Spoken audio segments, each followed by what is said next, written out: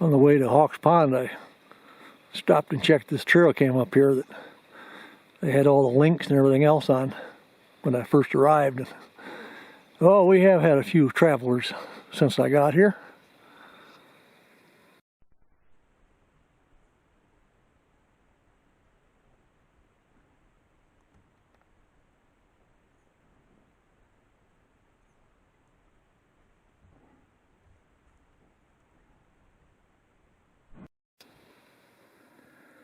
From the looks of this mess over on my second trail over a beaver dam, I think my friendly bear came by this way too, and obviously must have smelled something down inside that beaver dam, because it sure tore a lot out, and I can see some really big paw prints down in there. I knew no beaver had taken that big clod of sod and threw the side. Have to patch that up later, it will fall right in. I oftentimes have a trail camera in the non-snow season on that tree right there, and I took it away through the wintertime because everything walks on the ice, but I'm wishing now I'd left it, because it would have been interesting to see when this excavation took place. Oh yeah, there's a sure sign of what was here.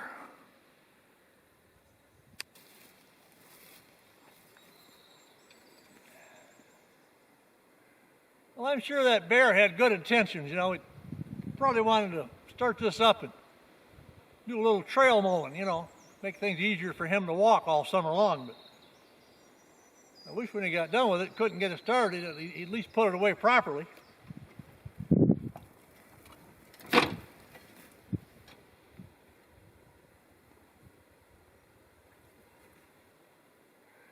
No telling where all the oil ended up on that one.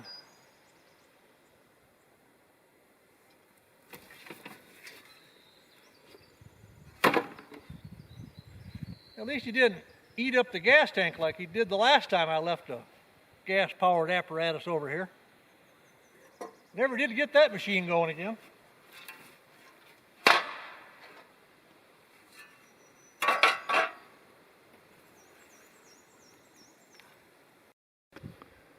I know one of these times I get here that bear is going to go on over there to all those rotten logs, that old cabin, looking for ants or bugs or whatever, and that whole thing's going to be destroyed, because it's not a lot of integrity left to it, but a piece of history will disappear when he does.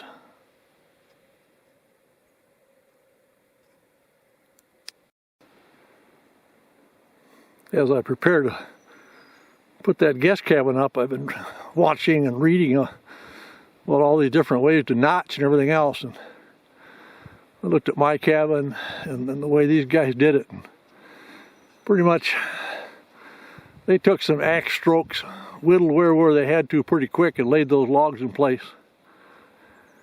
Yeah, like this one, after 80, 90 years, it's still working.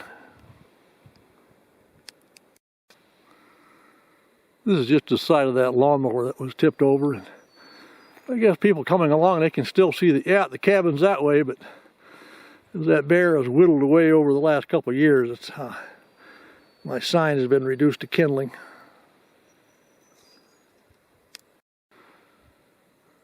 Probably 10 or 15 years ago, when I built that barracks around that young white pine, I thought it would grow in there by itself, so I thought, well, I'll protect it, but I thought there's no way. I think it's way too wet right here. But it's on a little bit of a slope, and so maybe the tree's looking pretty good. I think it's going to make it after all.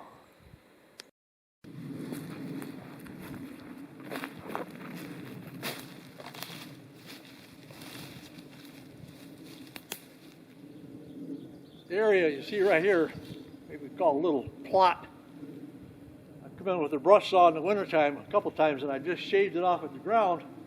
The idea was to get this maple brush growing up as a nice browse crop for the deer in the wintertime. But except for maybe a cherry tree, a few of the maple, everything else in here is, the beaked hazelnut has got into a very nice grove, and so there's no advantage to shearing that stuff off of the ground because the deer don't eat it, the young stuff coming up anyway, but it makes hazelnuts, which the grouse and different animals love. I never found one. By the time I get here, they've got them all eaten up, but one grouse hunter I talked to, he said he likes to come in and hunt areas like this because when he sees a big patch of where the sun has hit the hazelnut, they will have a fruit crop. And so he likes to key in on those. So, well, it's a nice plot either way, even though there's no maple. There's another grove of what I cleared out years and years ago. And that one, it does have a pretty good stand of maple, so I keep trimming it down some. But I had a lot of dead stuff and balsam trees that were taken down in that clearing, and then they were in a huge pile here, probably 6 or 8 feet tall, and over the last 20 years now, it's rotted down into a good mulch. It was such a mild winter, last winter, that the deer never did move out into this cedar bog country. They had not enough snow and they had plenty of food out in farm country 30 miles away, so they stayed. So nothing's browsed down on any of the maple that's come up the last couple of years. Normally you'd see the little tips be eaten off, but I didn't have a single deer on one of my trail cams last winter.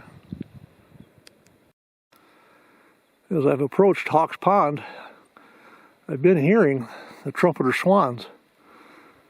I got an idea they might be a little bit further up the marsh, maybe on another beaver pond. Nothing here. So many trails to explore, but my blue skies are gone and it's starting to miss a little rain, so I'll head back to the cabin and I'll have my apple pie there. I made a little pot of tea and got my pie in my fanny pack, but I think I'll head for drier places.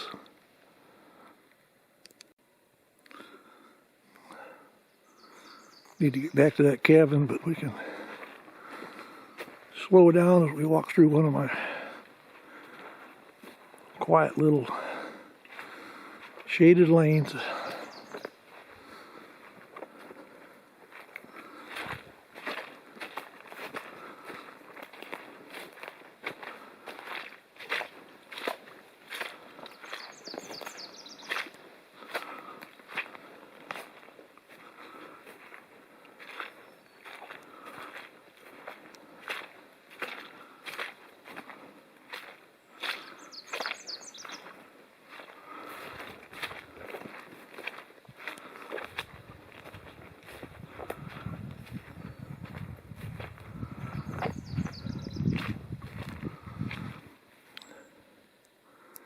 Been a pretty quiet walk.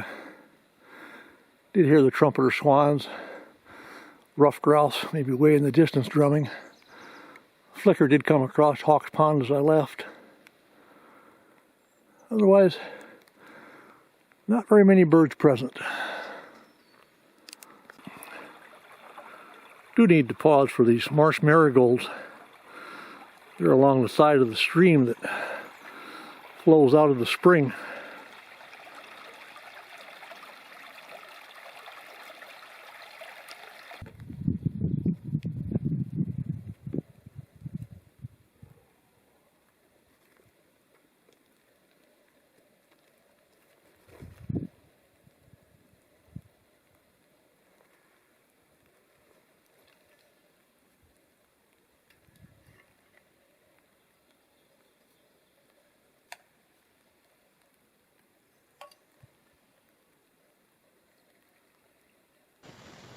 By the time I had gotten back to this high throne, which is a half mile from the cabin, a little drizzle had stopped, so I took advantage and got up and got out my pie and my tea and had an enjoyable time.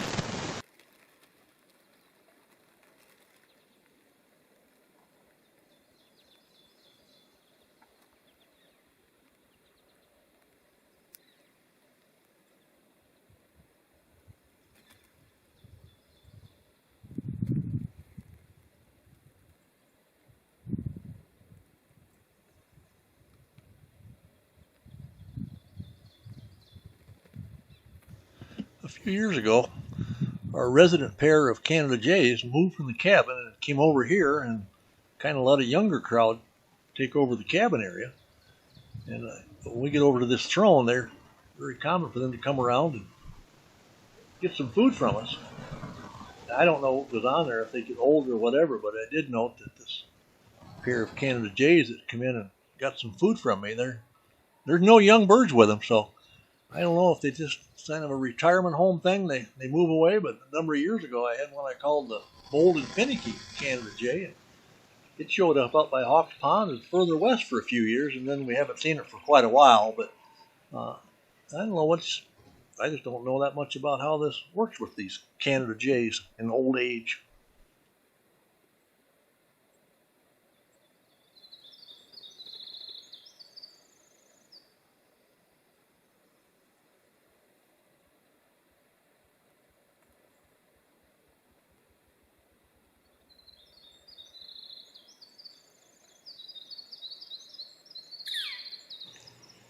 That call you're hearing is the yellow-shafted flicker.